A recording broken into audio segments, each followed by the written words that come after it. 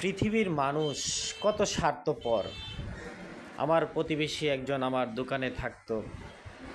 তার মা এবং তার স্ত্রীকে বাড়ি থেকে তার বাবা বিচার জমিয়ে বের করে দিয়েছিল। যাক, পরে যেমনে যেমনে হোক আমার উসিলা তাদের সংসার জোড়া লাগাই দিলাম, মিলাদ মাহফিল করায় তওবা টোবা করায় তাদের সংসারে আবার ফেরত দিলাম। তারা আজকে আমার সংসার ভাঙার জন্য ষড়যন্ত্র করে।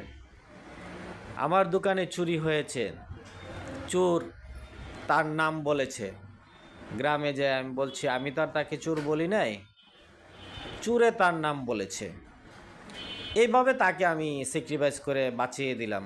ইচ্ছা করলে তো আমি তো গ্রামবাসীর কাছে বিচার চাইতে পারতাম যে চোরে তার নাম বলেছে, সেই চোর। কিন্তু তার মা গ্রামে গ্রামে ঘুরে সবার ঘরে ঘরে গিয়ে বলে আমি নাকি আমার দোকানে চুরি করে, আমি নাকি চুরি করে ঢাকার থেকে পলাইয়া গেছি গে। মানুষ কত বড় স্বার্থপর।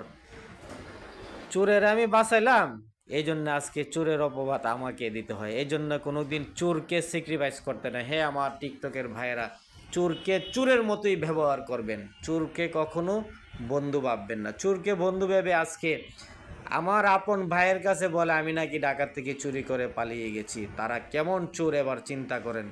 অথচ তার সন্তানকে চোর হিসাবে চোরে স্বীকৃতি দিছে। চোরে বলছে আমারে দিয়ে চুরি করাইছে, কিন্তু আমি তাকে বাঁচিয়ে দিলাম, কিন্তু সে আমার ক্ষতি করার চেষ্টা করতেছে। এত বড় চোরকে কখনো স্যাক্রিফাইস করতে নাই।